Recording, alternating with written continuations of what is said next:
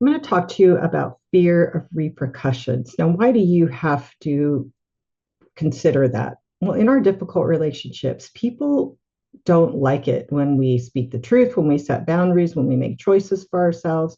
They give us pushback. They give us repercussions that are designed to get us to back down, change our mind. They want things to stay the same. They don't want to have to respond to our truths. They don't want us to have healthy skills. They don't want to have boundaries put in place in the relationship. They don't want to have to take our needs into consideration. So they'll do whatever it is that they can do to get us to back down or to not change the status quo, to not set a boundary, to not speak the truth. They are willing to do unhealthy things. They're willing to lie. They're willing to cheat. They're willing to threaten, argue, manipulate, retaliate, punish, undermine, ridicule, mock, and much more to get their way. And we're not willing to do those things. So when we're in a relationship where we need to set a boundary, speak truth, do something different, we need to count the cost. We need to think, what are the repercussions? What could potentially happen? What do I have to take in consideration? The good thing about doing that is that by considering that, you can make a game plan. You can be prepared. You can also decide, is it worth saying or doing what I need to say or do? Is it wise to do it at this time? Is it wise to do it in the way that I was going to do it? All of these things will enable you to make wise choices that protect yourself. But just simply fearing the repercussions and backing down because of that, unless it truly is a dangerous situation and you cannot take that risk, or you have to wait until you're better prepared by making a better plan, just the fear of the repercussions in and of themselves should not be a reason not to do what you know is right. Repercussion is defined as an action or effect given or exerted in return, a reciprocal action or effect. So it is what happens after you do a particular thing. You want to make sure that you count the cost, make a wise prediction as to what could happen, make a plan, decide if it's a risk that you need to take or that it's the right time to take, and then you need to do what is right anyway. You won't always know what the repercussion is. Sometimes you will, because people are pretty predictable that are dysfunctional, not all of them, but they usually respond defensively, angrily, arrogantly, manipulatively, defensively, whatever it is. They usually respond kind of in a similar way each time. But so you can usually kind of predict how they're going to respond. But if something kind of comes out of nowhere and throws you off guard, just trust that you're going to be able to, with God's help, know what is the right way to respond, and that you're going to stay on the course to do the right thing anyway, regardless of the fear of the repercussions.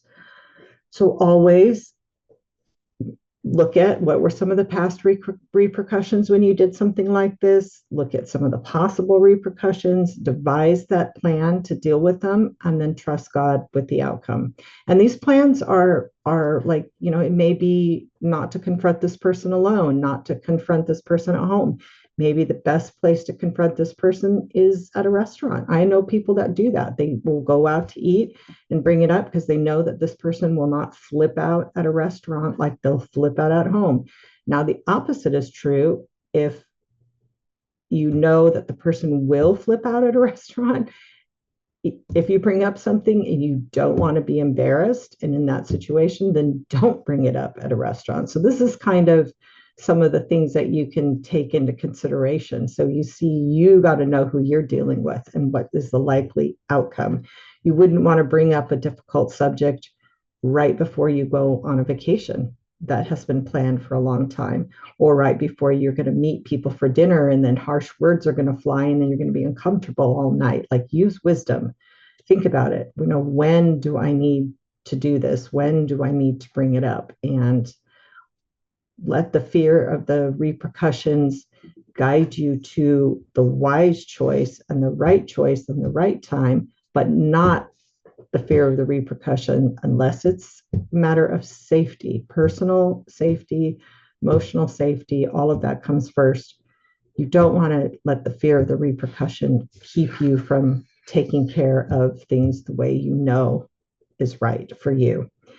Proverbs 3, 5, and 6 says, trust in the Lord with all your heart and lean not on your own understanding. In all your ways, acknowledge him, and he will make your paths straight.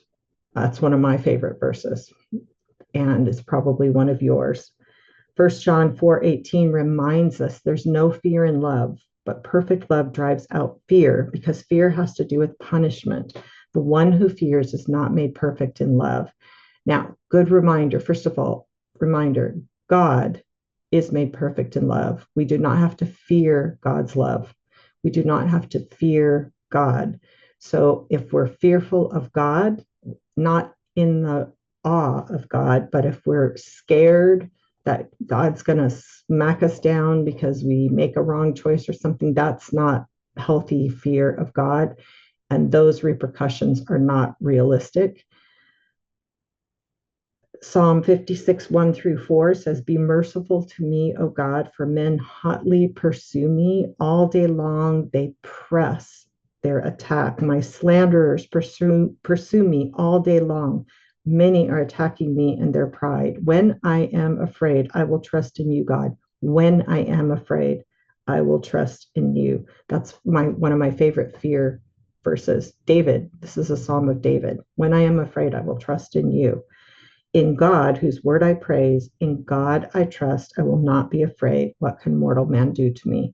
When I am afraid, I will trust in you. When I have fear of repercussions, I will trust you. I will trust you to lead me to do the right thing. I will trust you to give me the strength to do the right thing. So don't let those fear of repercussions keep you from doing what you need to do, but let them guide you in terms of how and when and where that you need to do it. So I hope that this has helped you. And I just want to remind you that if you haven't heard before, that my website has all kinds of books, studies, Zoom groups that you can do with these studies. I've got a podcast. I'm putting all of my YouTube videos over on my podcast so you can listen to them on the go. It's changed my relationship.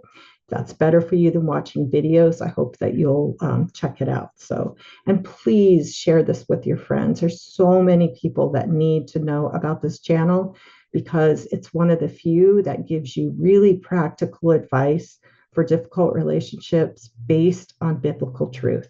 So please share it. It's a gift that you can give that person that will just keep on giving. Okay, thank you for watching.